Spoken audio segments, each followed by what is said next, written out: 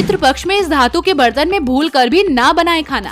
पितरों को नाराज होने में नहीं लगेगी देर, बिगड़ने लगेंगे सारे बने हुए काम। पितरों का तर्पण करने से लेकर श्राद्ध करने के खास है नियम। अगर आप नहीं करते हैं इन नियमों का पालन तो उल्टा पड़ने लगता है प्रभाव। ज्योतिष और शास्त्रों के इन नियमों का जरूर करे पालन, अन्यथा हो जाएगा अनर्थ। पितृदेवों की कृपा की जगह भोगना पड़ेगा को। अपने घर में श्राद्ध करने से पहले जरूर जान ले ये उपाय। श्राद्ध में इन चीजों का जरूर करें इस्तेमाल, नहीं तो दूर भाग जाते हैं पुण्य लाभ। पितृपक्ष की शुरुआत हो चुकी है और इस दौरान कई ऐसी मुख्य बातों का जिक्र किया गया है जिन्हें नजरअंदाज करना बहुत भारी पड़ सकता है। आपकी जरा सी लापरवाही पितरों को नाराज कर सकती है। जाने इस दौरान किन नियमों का पालन करना बेहद जरूरी है।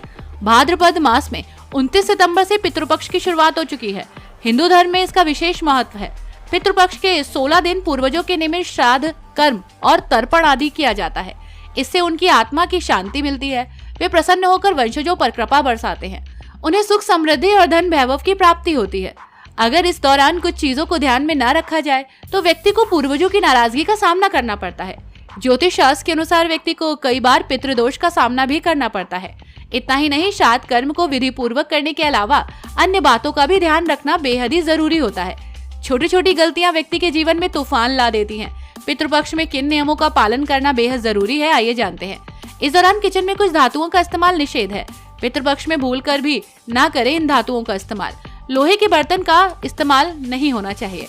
पितृपक्ष के दौरान किचन में लोहे के बर्तन का इस्तेमाल भूलकर भी ना करें। इस दौरान लोहे के बर्तन में खाना नहीं बनाना चाहिए।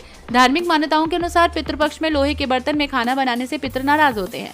पितृपक्ष के दौरान पितृ लोहे के बर्तन में खाना बनाने से तृप्त नहीं हो पाते। यही वजह है कि इस दौरान लोहे के बर्तन का इस्तेमाल नहीं होता।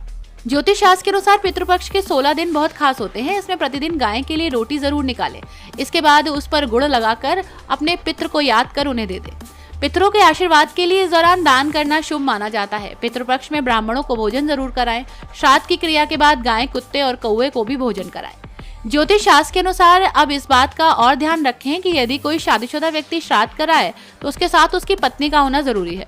व्यक्ति कभी अकेले नहीं रहे। इसके अलावा पितृपक्ष में किसी भी प्रकार के सौंदर्य वर्धन साधनों का प्रयोग करने से बचे। ब्यूरो रिपोर्ट, पंडित जी का पत्र।